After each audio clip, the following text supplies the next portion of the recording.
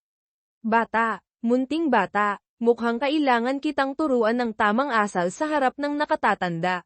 Munting bata, napakagaling mong kumilos. Hindi nakapagtatakang nakarating ka hanggang sa akin. Gayunpaman, ang step technique na ito, mukhang napaka-pamilyar, lalo na. Parang heavenly killing steps ng andayang Divine Palace. Heavenly killing steps. Nakilala. Ang munting demonyong ito, ano ba talaga ang kanyang pinagmulan? Malamang, galing siya sa 4 na dakilang Divine Lands. Ang ganitong talento, kahit sa loob ng Divine Land, maituturing na nasa pinakatuktok na. Sa kasalukuyan, ang Taiyi Divine Calculation, bagamat kayang Aidados ang susunod na kilos niya, ngunit ang bilis ng katawan ay mahirap makasabay. Master, kung nais mong talunin siya, hindi sapat ang illusion step lamang. Maliban na lamang kung dito mo magagamit ang 3 anyo ng Heavenly Killing Steps ang Micro Step. Sige, ang Heavenly Killing Steps, lahat ng step techniques ay matagal ko nang naisolo. Ngunit ang 3 hakbang, ay laging naantala. Sakto, dito ako magbe-breakthrough. Munting bata, kung hanggang dito lang ang iyong antas, hindi mo ako matatalo. Hindi maaaring mataranta, kaiba sa 2 naunang sets.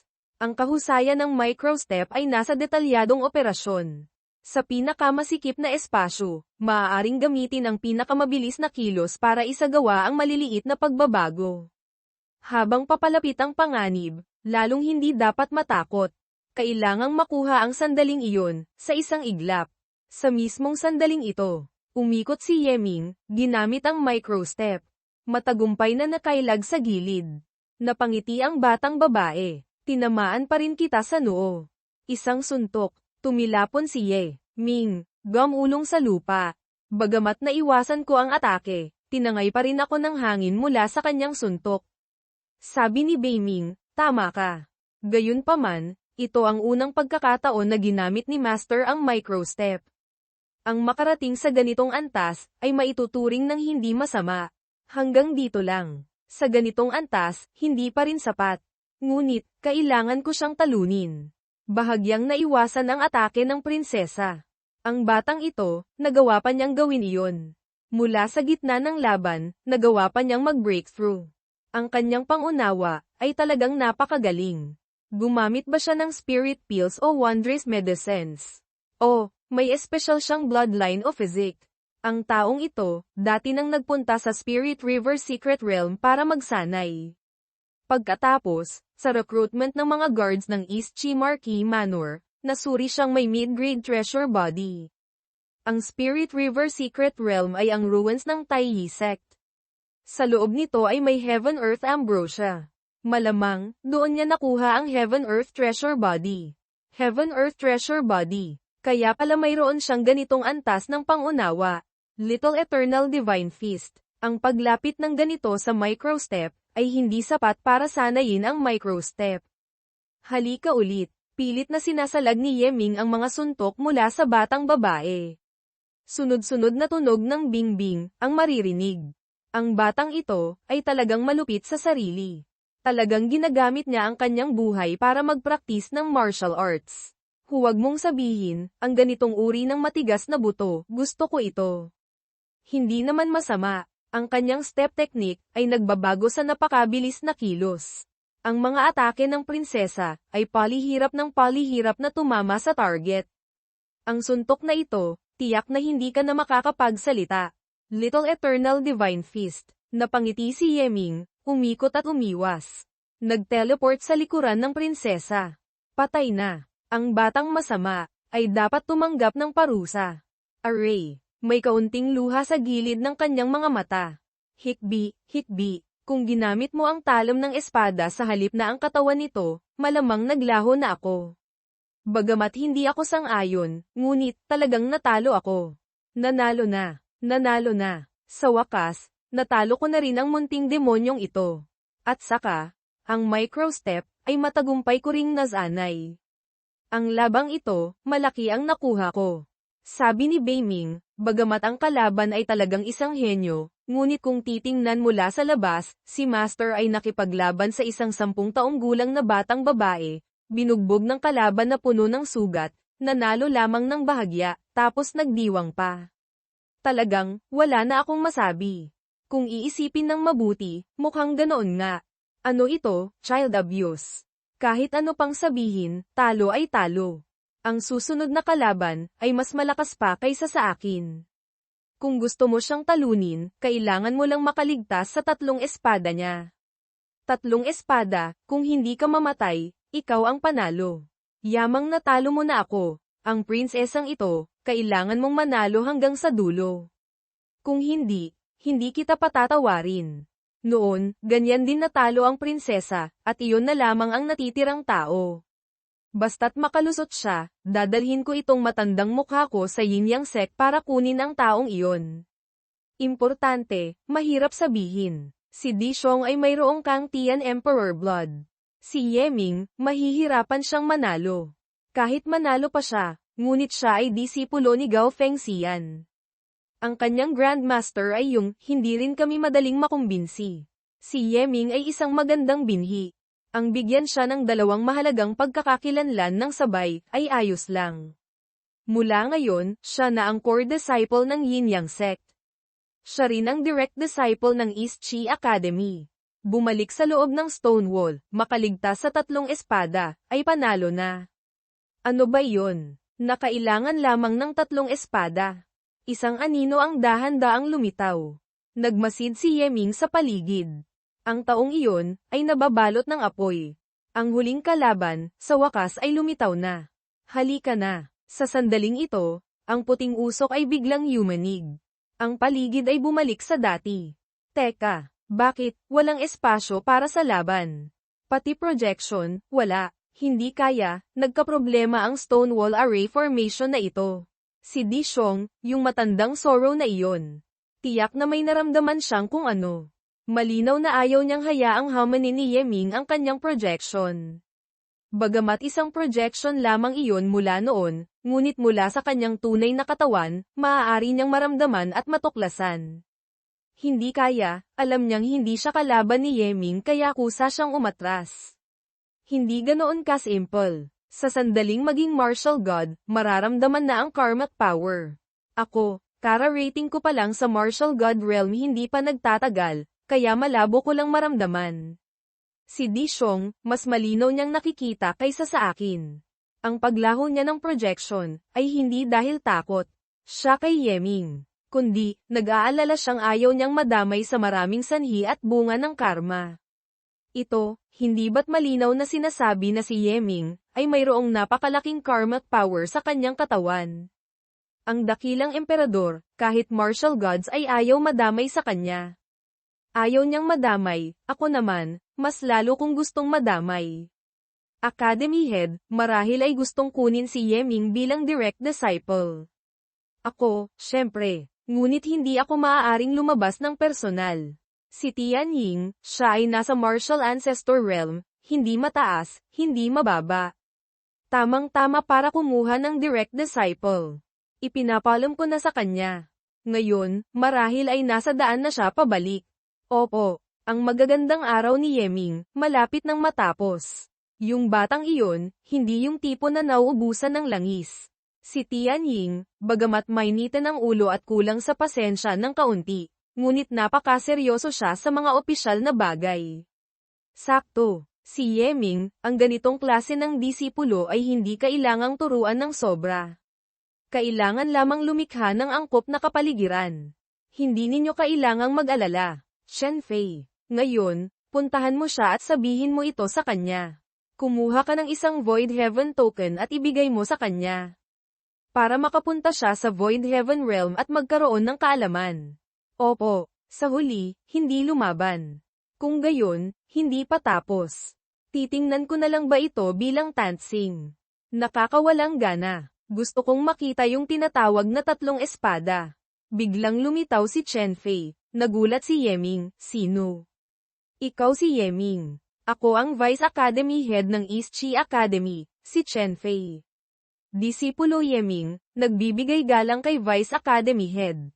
Ang taong ito, ay isang martial saint, hindi na kailangang maging formal. Nakalusot ka na sa legendary Stonewall.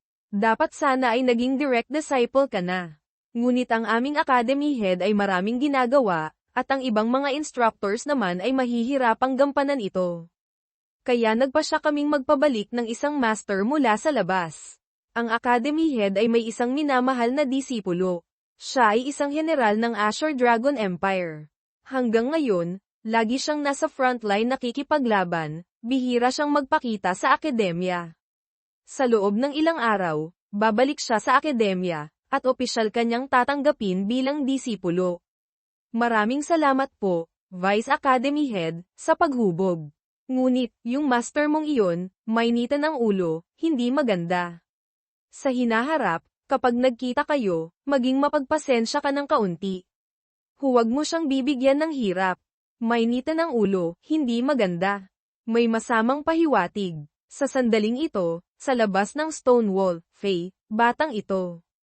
Ito ay karne ng kambing na level 6 demonic beast. Hindi masama ang lasa. Dapat kumain ka ng marami. Linisin mo, magtira ka ng kaunti para kay Yeming. HMPH. Yung batang iyon, ngayon ay napakayaman na. Anong gusto niyang kainin na hindi niya makukuha? Dahan-daang lumabas si Yeming. Sinasabi ko, ako sa loob, nagpapakahirap, lumalaban hanggang kamatayan. Kayo naman, napakasaya ninyo. Ano pa bang magagawa namin? Lumaban ka ng isang buong araw at gabi. Kami, nakatayo lang doon at naghihintay sa iyo, hindi ba't mamamatay kami sa pagkabagot? Halika, kumain ka ng kaunti. At saka, ikwento mo kung ano ang iyong mga nagawa. Isang araw at isang gabi. Hindi ko inaasahan, lumaban pala ako ng ganoon katagal. Mabuti na lang at hindi masama ang mga nagawa. Nakalaban ko hanggang sa huling tao. Magaling. Batang ito, magaling ang ginawa mo. Sa ganitong tagumpay, maaga o huli, irerekomenda kang pumunta sa Azure Dragon Academy.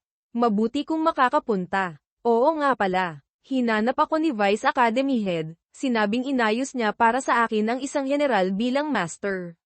Yung general na iyon, mukhang disipulo ng Academy Head. Ang Academy Head ay may isang babaeng disipulo. Ang pangalan ay Yu Tianying. Isa siyang babaeng general ng Azure Dragon Empire. Hindi lamang siya malakas, maganda, at napakalaki pa ng kanyang katanyagan. Noon, hindi kakaunting mga prinsipe ang may gusto sa kanya. Ngunit wala ni isa man ang nakaligaw sa kanya. Yung babaeng iyon, hindi ba't napakatanda na niya ngayon?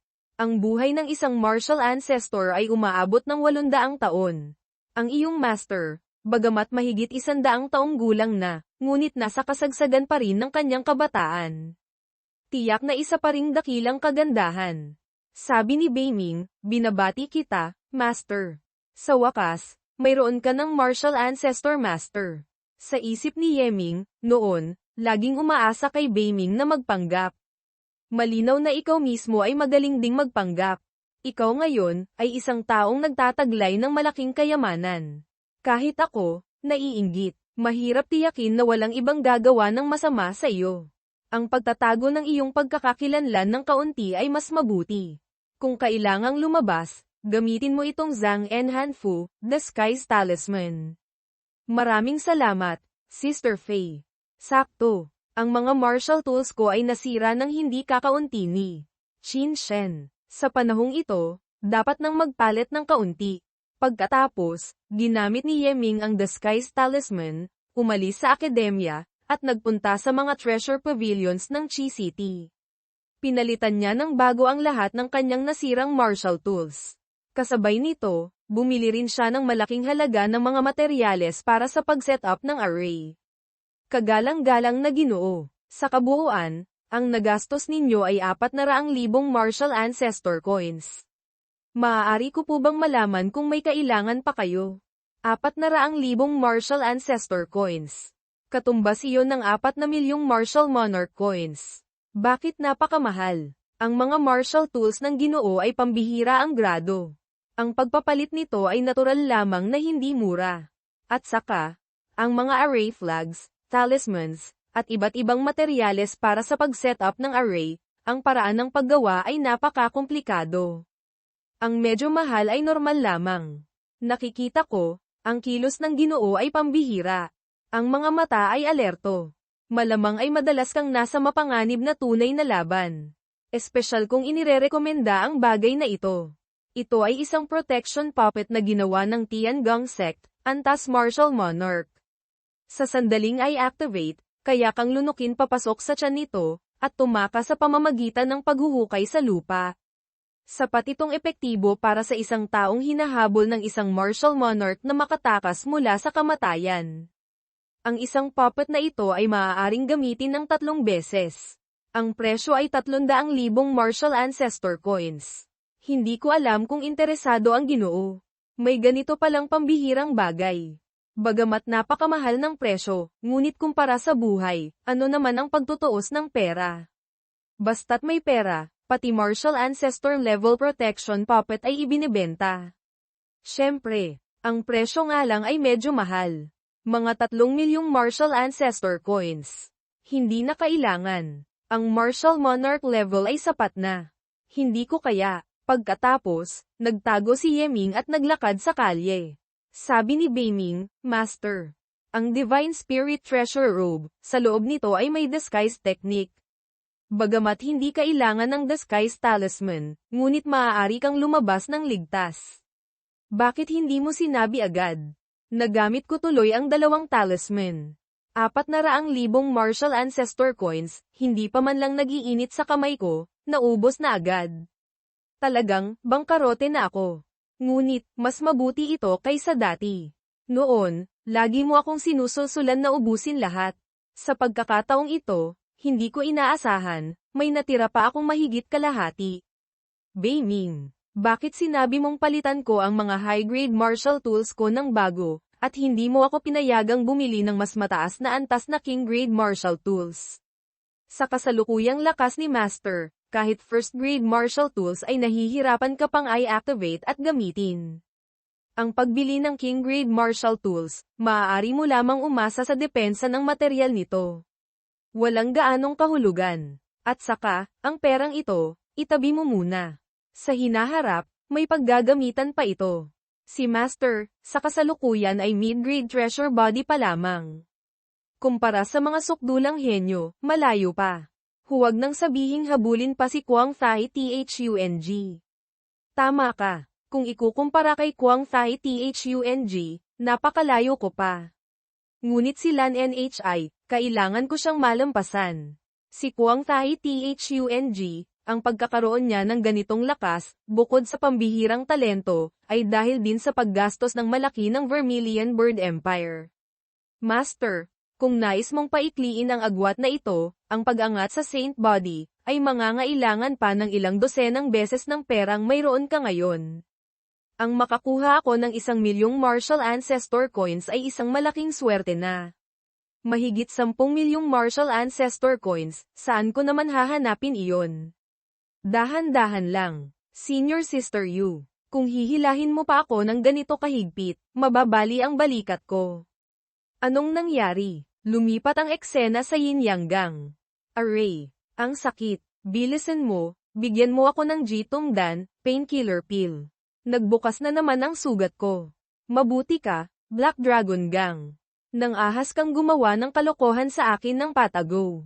Senior Sister Merong. Anong nangyari? Alam mo naman, ang ating society, para gumana ay kailangan ng pera.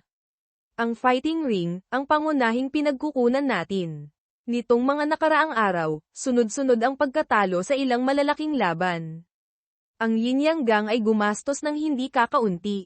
Hindi ba't mas malakas ang mga fighters ng ating Yin Yang Gang kaysa sa Black Dragon Gang? Noon, ganoon nga, ngunit kamakailan lang, si Yuan Jindan, Black Dragon Leader, hindi ko alam kung saan siya nakakuha ng isang grupo ng napakagagaling na fighters. Sunod-sunod kaming natalo sa ilang malalaking laban. Ang natalo na sa atin ay 1.6 milyong martial ancestor coins. Ito ay 1.6 milyong martial ancestor coins. Sa kasalukuyan, saan naman ako kukuha ng ganoon kalaking pera? Kung makikipaglaro tayo ng isang malaking laban sa Black Dragon Gang, ito rin ay isang magandang pagkakataon para kumita ng pera. Leader, kung tutulungan kitang lumaban, magkano ang ibabahagi mo sa akin? Haha, ikaw ang lalaban. Itataas ko ang 2 kong paa sa pagsang-ayon. Ang pagbabahagi ay hindi naman imposible. Ngunit ngayon, ang ating gang ay sobrang hirap na. Kahit puhunan, wala na.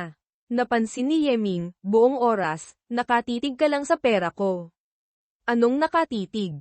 Ang pangit naman pakinggan. Malinaw na gusto kong ikaw ang maglabas ng puhunan. Wala na rin akong magagawa. Ang pera, natalo ng lahat. Sa katawan ko, wala nang natirang barya. Hindi kaya, kaya mong tiisin na ang isang mahinang babaeng tulad ko, ay pumunta sa mga madidilim na puwersang iyon para umutang ng may mataas na interes. Ikaw, mahinang babae. Hindi ba't, para kumita ng 1,000,000 Marshall Ancestor Coins? Ang magpahiram sa iba ng kaunti, pwede. Ang magpahiram sa iyo, bakit? Tayo, malapit man tayo, ngunit pagdating sa pagpapautang, exempted ako. Kung mananalo, madaling sabihin. Paano kung matalo? Hindi ba't kailangan kong bayaran lahat? Kahit ano paman, ako ang leader. Hindi ka pa ba naniniwala sa akin? Hindi ako naniniwala. Ang batang ito, kuripot na nga, nang ahas pang maliitin ang aking beauty trap. Talagang, nasaktan ang aking pride. Sa itsura nito, mukhang kailangang maglabas ng kaunting puhunan. Isang araw, 1% interes. Hiramin ko ng 3 araw. Ayos na ba ito? Hinampes din ni Yeming ang mesa. Akala mo hindi ako marunong sa negosyo. Ang pagpapautang sa mga martial artists, napakataas ng panganib. Baka sa isang araw, bigla na lang siyang mawala. Kaya sa black market, 4% ang interes. Dahil malapit tayo, kukunin ko sa iyo ang 3%. Adik, sayang lang ang pagtulong ko sa iyo noon na harapin ang Black Dragon Gang. Kung hindi dahil doon, paanong magtatanim sila ng sama ng loob at aatake sa atin? Huho, ikaw na walang utang na loob na lobo. Pusong babae, inaapi mo akong mahirap, pinipilit ang presyo kahit saan. Hiramin lang ng kaunting pera, humihingi pa ng mataas na tubo. Kung alam ko lang, hindi na sana kita tinulungan. Senior sister, huwag kang mag-alala. Pinakamasama, pupunta na lang din ako sa black market para umutang. Ituring mo na lang na nakautang na tayo. Huho, Chen, ikaw pa rin ang pinakamabait. Sige, sige. Tama na ang drama. 2% interes. Kapag mas mababa pa riyan, wala nang usapan. 2%, pwede na. Yung 1,000,000 Marshall Ancestor Coins niya, itinaya niya lahat. Ang perang kinita ko, hindi na ako makikipagtalo pa sa iyo. Ayon sa standard ng black market, hahatian kita ng 4%. Ano sa tingin mo? 40%. Pwede na. Ngunit, maaari lamang kitang pahiramin ng 600,000.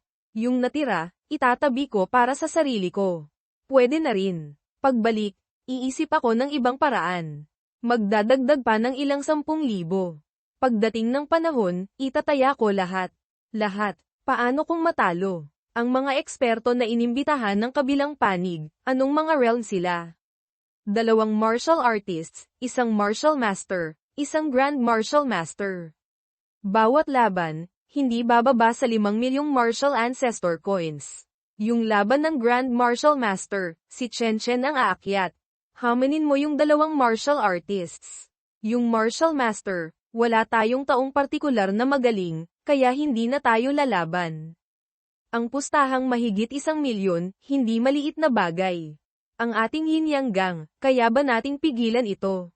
Paano kung yung mga taga Black Dragon Gang ay matalo tapos magalit at makipagpatayan sa atin? Makakaya ba nating labanan? Makipagpatayan sa atin? Ang Black Dragon Cult, ano ba sila? Isang maliit na sekta lang naman. Wala silang lakas ng loob. Makalipas ang ilang sandali, bumalik si Yeming sa dormitoryo. Ang ganito kalaking laban. Ang Black Dragon Gang ay tiyak na itataya ang lahat ng kanilang yaman. Kailangang manalo. Bagamat 4% lamang ng kita ang makukuha ko, ngunit hindi rin ako maaaring maging masyadong sakim. Sa huli, kung walang yin-yang gang na magpapatatag, ang ganito kalaking pastahan ay hindi mabubuksan. Tanong kay Beiming, Master, may naiisip ka bang magandang paraan? Sa harap ng benepisyo, kailangang manatiling matatag. Hindi maaaring malito ang isipan. Ang kasalukuyang realm ni Master ay stable na. Kung nais pang umangat ng isang hakbang, kailangang i-sublimate ang Yuan Qi, i-condense ang Gang Meridians, at i-transform ang Gang Strength. Kailangang gamitin ang Gang Liquor. Sa mundo, ang Gang Meridians ay nahahati sa 4 na antas, unang antas Divine Gang, ikalawang antas Heaven Gang, ikatlong antas Earth Gang, ika-4 na antas Spirit Gang. Karamihan sa mga martial artists sa mundo ay Spirit Gang lamang ang nako-condense. Ang makapag-condense ka ng Earth Gang, isa ka sa 10,000. Tungkol naman sa Heaven Gang, sa 100,000,000 martial artists, hindi tiyak na may isang magtatagumpay. Ang Heaven Gang, bagamat napakahalaga, ngunit kumpara sa Divine Gang, malayo pa rin. Ang Divine Gang Meridians ay mahahanap lamang sa pagkakataon, hindi mahahanap kung hahanapin. Maliban sa Imperial Divine Clan na mayroong nakakatakot na mga materyales, kahit pa mga Holy Land Inheritors, halos walang sino man ang makakakuha nito. Si Beiming, alam niya ang kinaroroonan ng Nine Heavens Zuan Gang. Ngunit ang lokasyon ay mapanganib. Kailangan ng hindi bababa sa Martial Saint na mag-i-escort. Ang realm ng iyong master ay Martial Monarch. Wala rin akong kakilalang Martial Saint. Sino ang hahanapin kung magiging tagapagtanggol? Ngunit, may isang pagpipilian. Kinuha ni Yeming ang bagay na ibinigay ni Zuan Bing. Zuan Bing. Kapatid, nag-breakthrough ka na ba? Malaking tagumpay. Yung enlightenment pill na iyon, talagang magandang bagay. Kung wala kang gagawin, pumunta ka sa labas ng lungsod sandali. Sakto, may kailangan ako sa iyo. Makalipas ang ilang sandali, dumating si Yeming sa lugar na pinag-usapan nila ni Zuan Bing. Si kapatid Zuan Bing, marahil malapit nang dumating, ano? Nagulat si Yeming at lumingon. Yeming, dumating ka na. Ikaw, si kapatid Zuan Bing. Tama, salamat sa iyong enlightenment pill. Nag-breakthrough ako ng tuloy-tuloy. Naging anyong tao na ako. Ha, ibang-iba sa aking inaasahan. Beiming, hindi ba't babaeng hayop siya? Lagi ko siyang tinatawag na kapatid Zuan Bing, bilang paggalang lang. Bakit, naging lalaki talaga siya? Ang Zuan Bing Beast sa nakaraang henerasyon ay babae. Pagkatapos maging adulto, magiging lalaki ito. Kaya nang mag-anyong tao, lumitaw siyang may anyong lalaki. Kung gayon, paano sila nagkakaanak? Ang anak ng Zuan Bing Beast ay nabubuo gamit ang innate cold chi. Hindi tulad ng mga tao na kailangan ng isang lalaki at isang babae para magkaanak. Ang pagiging babae sa nakaraang henerasyon ay dahil nais nilang alagaan ang kanilang anak. Ang pagiging lalaki sa susunod na henerasyon ay dahil nais nilang protektahan ang kanilang anak.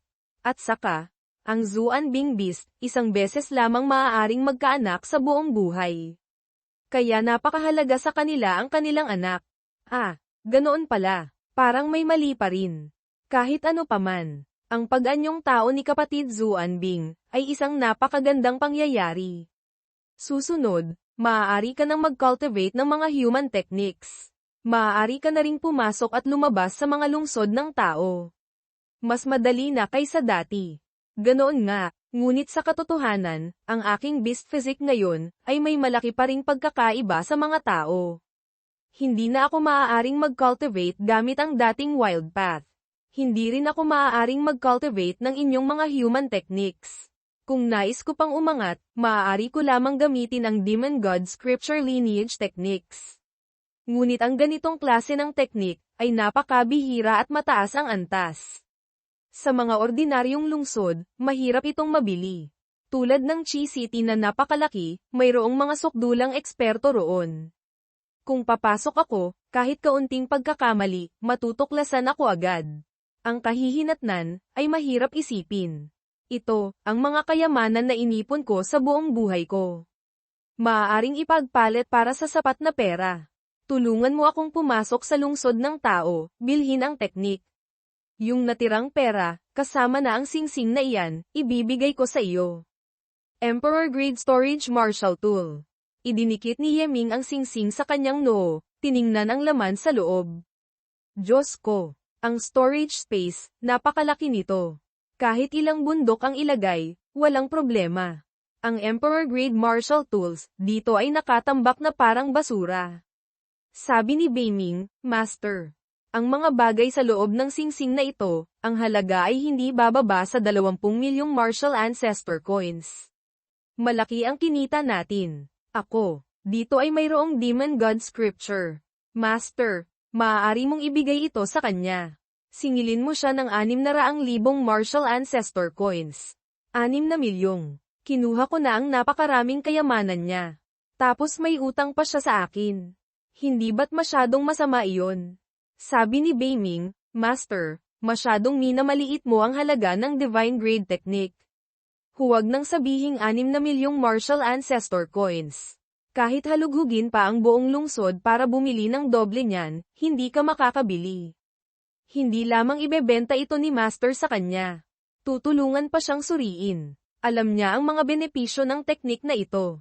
Ang divine grade technique ay hindi biro. Sa imbakan ni Beiming, lahat ay mula kay Tongtian Old Ancestor. Ngunit sa mundo, ilan ba ang Tongtian Old Ancestor? Ang ganitong teknik, kung madali lang makuha, natatakot akong kahit ang Zuan Bing Beast ay hindi ito ibibigay. Kapatid Zuan Bing, ang aking master, ay mayroong Demon God Scripture. Ang set na ito ay isang divine grade technique, ngunit sa kanya ay walang silbi, kaya pinatago niya sa akin. Kulang ako ng pera para gastusin, kaya gusto kong ibenta. Divine grade technique, kulang ng pera kaya, ibebenta. Ang master ni Yeming, ay napakagalante naman. Ang master ko, ay nag-aalala para sa akin kaya ganoon. Ngayon, kulang ako ng pera. Hindi ko alam kung papayag siya. Kung para kay kapatid Zuan Bing, maaari akong magsinungaling kay master. Ibenta ko ng mura itong scripture sa iyo. Hinding-hindi maaari. Ang divine grade technique ay hindi maaaring basta-basta ipasa. Tayo, bagamat magkaibigan, ngunit isa ay isa. At saka, nagtiwala siya sa iyo. Paanong sisirain mo ang kanyang tiwala? Sa totoo lang, kapatid Zuan Bing, ang mga kayamanang ito, ang halaga ay malayo pa kumpara sa pagbili ng Demon God Scripture.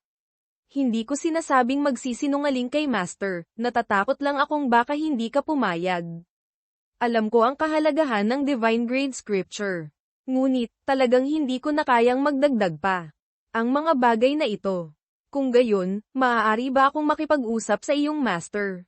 Ang mga bagay kong ito, lahat ay ibibigay ko sa kanya. Yung natitira, dahan-dahan kong pupunan.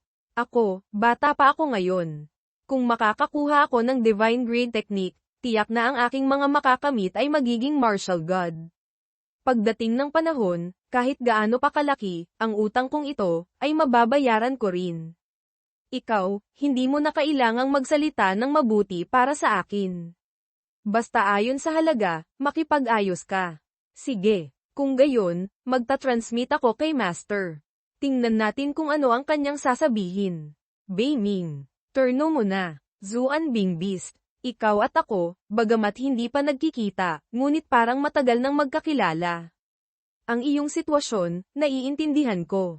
Ibawas mo ang halaga ng mga bagay mo na ibinigay sa aking disipulo. Babawasan pa kita ng 4 na milyong mga butel. May utang ka pa sa aking 30 milyong martial ancestor coins. Sa hinaharap, kapag naipon mo na, ibigay mo sa aking disipulo. Nakatanga pa rin si Zuan Bing, naghahanap. Naririnig ang boses ngunit hindi makita ang tao. Kahit pa ang kanyang aura, ay hindi ko man lang maramdaman kahit kaunti. Ang iyong master, ay talagang nakakatakot. Hindi ko rin inaasahan. Beiming, sa harap mo, sumisigaw ako ng ganyan kalakas, hindi mo rin napansin. Ang Divine Spirit Treasure Robe, ay talagang napaka-abnormal. Inilabas ni Yeming ang teknik. Kapatid Zuan Bing, may isa pa akong bagay na kailangan ng iyong tulong. Mayroon na akong scripture na ito. Ang Demon God Realm, para sa akin, bagamat mataas, ay hindi imposibleng abutin. Ako naman, ay nakakuha ng malaking pabor mula sa iyo. Kung may kailangan ka, sabihin mo lang ng diretso. Coco, nakukonsensya ako. Ganito kasi iyon. Kamakailan lang, gusto kong i-condense ang Gang Meridians. Gusto kong hanapin ang 9 Heavens Zuan-gang. Ang bagay na ito, malayo ang lalakbayin. Ang aking master, ay may mahalagang bagay na gagawin, hindi maaaring personal na pumunta. Umaasa akong may isang senior na tutulong na magbigay ng proteksyon para sa akin. Kung pag-uusapan ang pag-condense ng gang, alam ko ang isang lugar. Doon, nakatago ang Three Realms Divine Gang. Kumpara sa Nine Heavens Zuan Gang, mas malakas pa ng husto. Hindi ko alam kung interesado ka. Divine Gang. Ako, sobrang interesado ako. Ang Three Realms Divine Gang, kayang pagsamahin ang lahat ng bagay. Tiyak na magandang bagay iyon. Kung gayon, maghanda na tayo ngayon din. Oo nga pala. Muntik ko nang makalimutan ng isang bagay. Hinawakan ni Zuan Bing ang leeg ng isang tao at hinayla ito palabas. Noong dumating ako, natuklasan kong ang taong ito ay nagtatago sa kawalan, sinusundan ka. Kaya pinatigas ko ang espasyo sa kanyang kinalalagyan. Yeming, nakikilala mo ba siya? Dakilang demonyo. Patawad. Dakilang demonyo. Senior. Patawad po, sabi ni Beiming, Master. Ang taong ito ay isang martial monarch. Gumamit siya ng void concealment technique. Pansamantala, hindi ko siya natuklasan. Malinaw na, sinusundan ako ng isang martial monarch sa buong paglalakbay. Ang taong ito, tiyak na gusto niya ang pera ko. Sa daan, nakalimutan kong gumamit ng disguise technique. Ganoon pala. Mahigpit na hinawakan ni Zuan Bing ang kanyang leeg. Isang lamang ang narinig. Ang buong katawan niya ay nagyelo na dahil kay Zuan Bing. Basagin mo siya sa maliliit na piraso. Lumapit si Zuan Bing at kinuha ang kanyang storage ring. Ang yaman sa kanyang katawan ay hindi naman masama. May mahigit 10,000 martial ancestor coins. Ngunit ang mga gamit sa loob, lahat ay may malabong itim na aura. Mukhang ang taong ito ay hindi kakaunti ang nagawang pagpatay at pagnanakaw. Ang singsing na iyan, kunin mo. Tayo na. Tara na. Pagkasabi noon, agad na isinama ni Zuan Bing si Yeming sa paglipad. Lumipat ang eksena sa Demon Beast Forest, isang malaking demonyo ang lilipad sana nang mabilis na dumaan si Zuan Bing. Muntik na siyang mamatay. Sa loob ng Demon Beast Forest, hindi kakaunti ang mga malalaking demonyo. Ngunit si Zuan Bing Beast, dumadaan lamang siya. Hanggang sa, hindi na sila ng ahas na umungol. Sa huli, ang level 8 demonic beast ay hari na sa mga demonyo. Mas mataas pa rito, ay demon god na lamang. Makalipas ang ilang sandali, dinala si Yeming sa isang ilog na may 3 kulay. Dahan-daang huminto si Zuan Bing. Ang Three Realms Divine Gang ay nakatago sa pinagmulan ng Three-Color River na ito. Sa ilalim ng buhangin at graba. Kailangan mo lang maghukay ng isang butas. Maaari ka nang pumasok para mag-cultivate. Nagpalipad si Zuan Bing ng isang snowflake pababa sa ilog. Isang malakas na pagsabog ang umalingaw-ngaw. Tumalsik ang tubig sa lahat ng dako. Sa sandaling ito, sa ilalim ay may maririnig na mga matitinis na tunog. Ang gulo naman ng mga tunog na ito. Yung mga demonyong hayop na iyon, anong nangyayari sa kanila? Marahil, ang misteryo rito ay nag-ambala natin. Pumasok ka na para mag-cultivate. Ang natitirang bagay, ipaubaya mo na sa akin. Kung gayon, aabalahin ko na si kapatid Zuan Bing para magbigay ng proteksyon sa akin. Sa sandaling ito, pumasok na si Yeming sa lugar ng cultivation. Medyo nahihirapan ng huminga si Yeming. Beiming, nahihirapan akong huminga. Sa bawat paghinga, ang daloy ng hangin ay pinuputol ng mga kakaibang tunog na ito. Ang Three Realms Divine Gang ay hindi lamang isang uri ng gangsya. Ang ibang mga gangsya ay magtutulungan sa pag-aayos. Ang mga ingay ay pumupulupot, bumubuo ng mga kakaibang bagay. Master, mag-ingat sa pagtuklas. Hanapin mo ang mga esensyang iyon. Nagpraktis ako ng Tai Yi Divine Calculation. Naiintindihan ko ang Tao of Deduction. Ito ay pagbabago. Hindi lamang simple. Ginamit ni Yeming ang Tai Yi Divine Calculation. Ang esensya ng Three Realms Divine Gang ay 3 uri. Maaaring magkahalo-halo ang mga gangsya. Kahit gaano pa kakomplikado ang pagbabago. Ang batas ng pagdaloy ay pareho. Lahat ay kabilang sa iisang uri ng gangsya. Kailangan lamang isynchronize ang mga ito. Makukuha ang 3 uri ng paraan ng paghinga na kailangan. Ang unang uri ay huminga ng 1 beses. Ang ikalawang uri, 6 na paghinga papasok, 7 paghinga palabas. Ang ikatlong uri, bahagyang huminga papasok, huminga palabas ng 9 na beses. Sa sandaling ito, 3 sinag ng liwanag ang pumailan lang. Ang mga ilaw ay kumalat. Lahat ay naglaho, bumalik sa kanilang asensya. Sabi ni Beiming, Master, nagtagumpay ka. Sa sandaling ito, ang pulang sinag ng liwanag ay bumalik.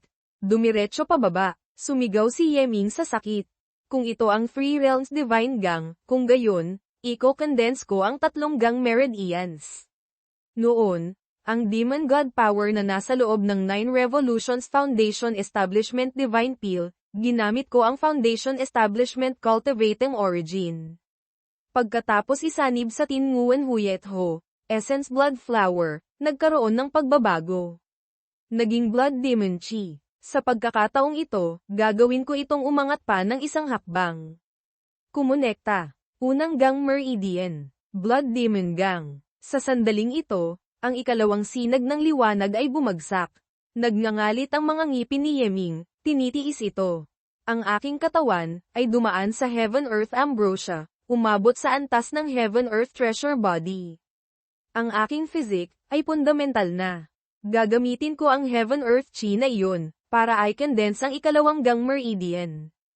Heaven-Earth Gang. Mula sa loob ng katawan ni Yeming, isang haligi ng liwanag ang pumailan lang sa kalangitan. Pangatlo, Gang Meridian. Ako, dati, nasira ang aking mga meridian.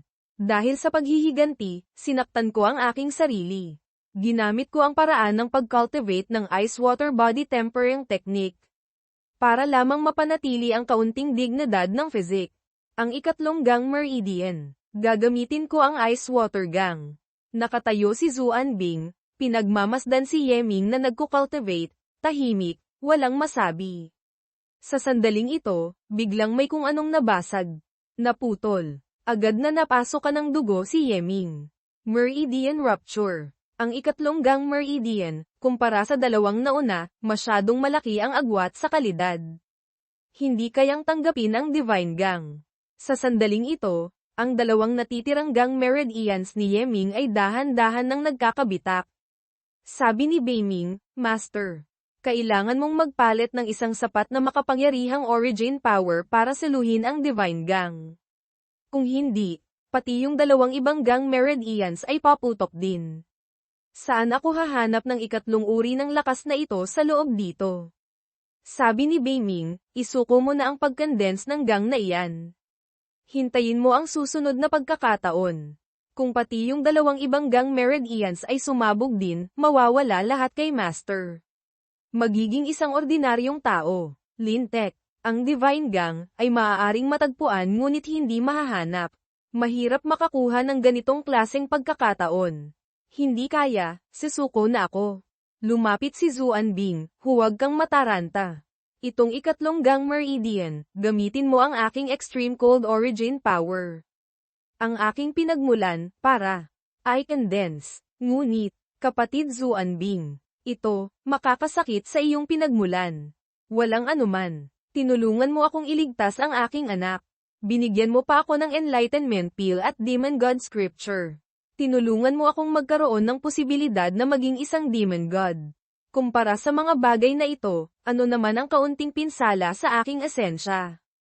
Ang origin power ay dahan-daang dumadaloy sa katawan ni Yeming, napakakinis. Ang ikatlong gang meridian, nagsisimula ng mag-condense.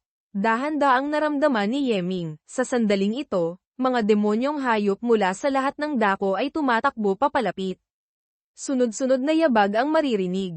Anong nangyayari? Yung mga demonyong hayop na iyon, pagkakita sa akin ay hindi makagalaw.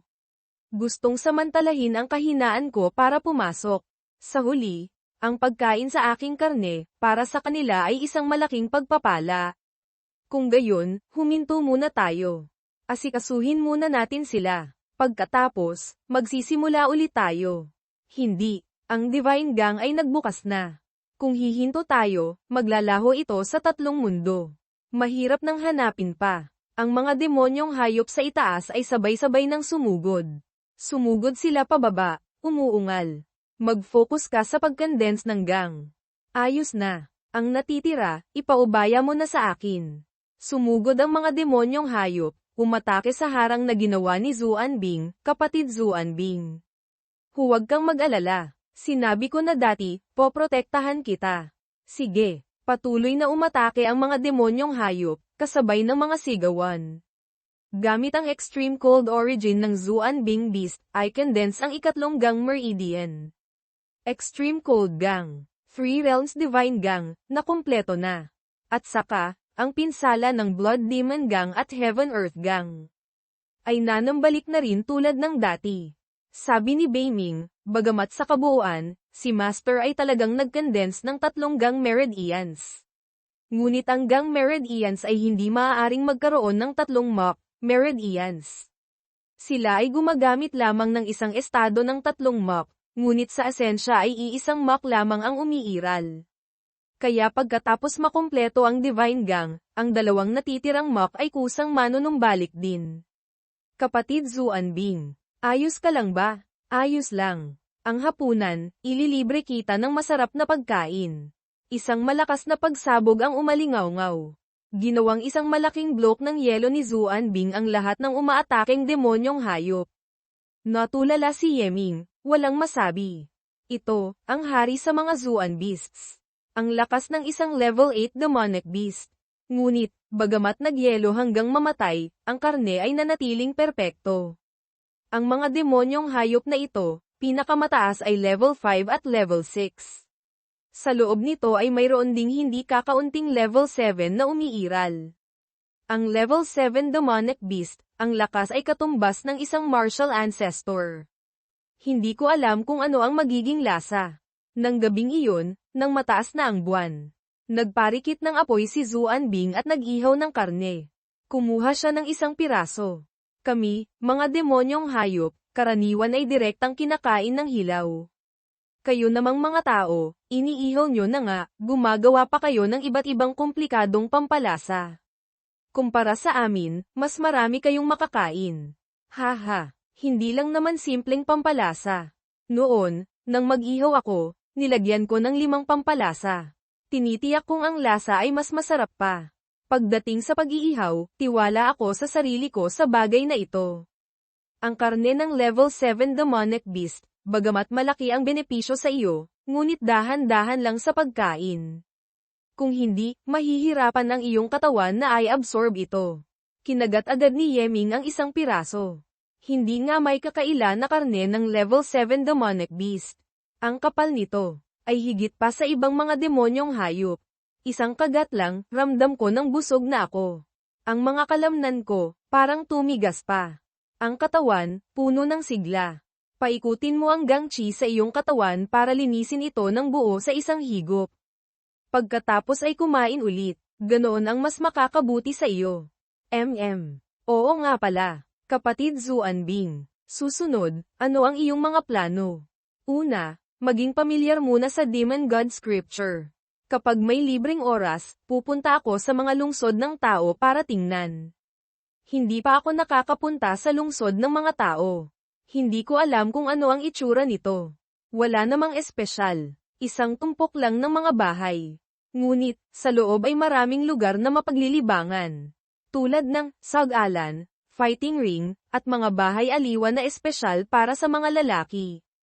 Mayroon ding ilang mga tao na nag-aalaga ng maliliit na demonyong hayop bilang mga alaga. Teka, ang mga tao, malinaw na mabuti rin pala ang pakikitungo sa mga demonyong hayop. Siyempre meron, ngunit karamihan sa kanilang inaalagaan ay may maliit, maganda, at kaibig-ibig na anyo. Sa kabilang banda, mayroon ding mga taong nag-aalaga ng malalaking uri, para magpakita ng lakas. Kinabukasan, sa labas ng Chi City. Ang bagay na ito, lahat ay dahil sa tulong ni kapatid Zuan-Bing.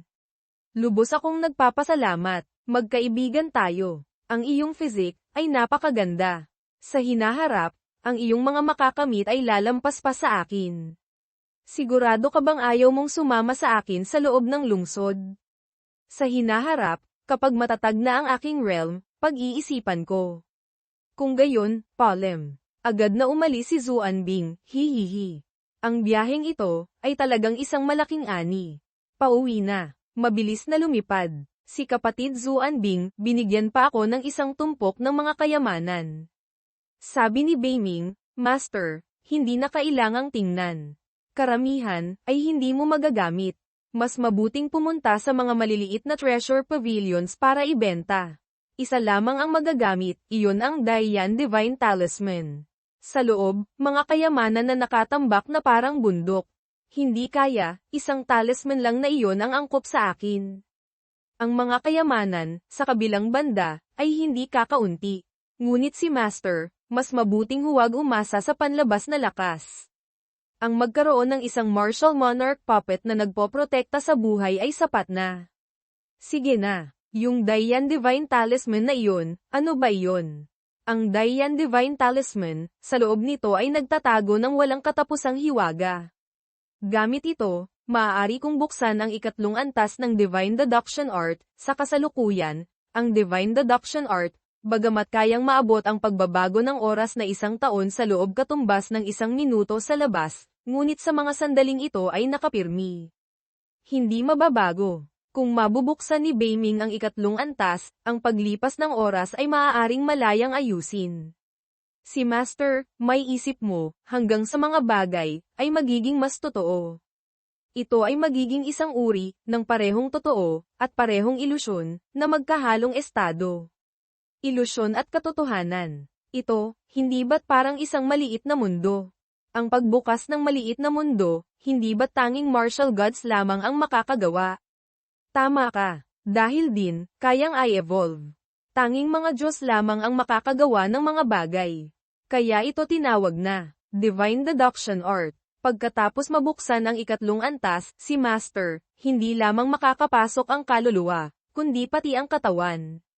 Dati, ginamit ni Master ang Divine Deduction Art, gaano man katagal mag-cultivate, ay pag-cultivate lamang ng isipan. Sa realm ng katawan, walang anumang pagbabago. Kaya sa karamihan ng oras, ay ginagamit lamang ito para maunawaan ang mga techniques. Hindi maaaring gamitin para umangat ng realm o palakasin ang katawan. Pagkatapos mabuksan ang ikatlong antas, ang mga limitasyong ito ay mawawala na.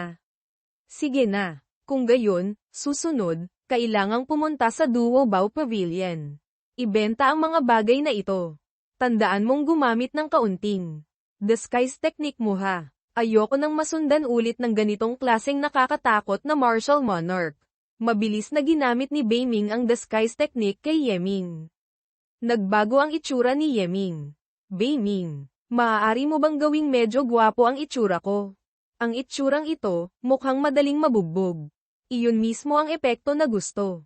Master, tandaan mong magpakita ng kaunting kayabangan.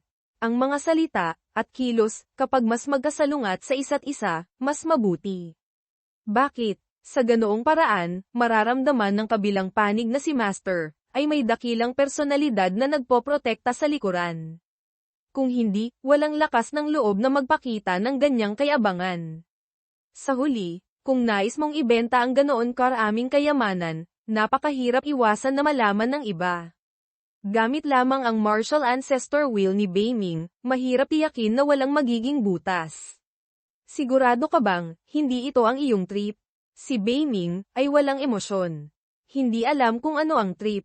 Makalipas ang ilang sandali, nakarating na si Yeming sa Duo Bao Pavilion. Malakas niyang hinampes ang kanilang mesa. Sino ba iyang napakayabang? Tawagin ninyo ang inyong manager dito para sa akin. Nagdala ako ng isang tumpok ng malalaking kayamanan.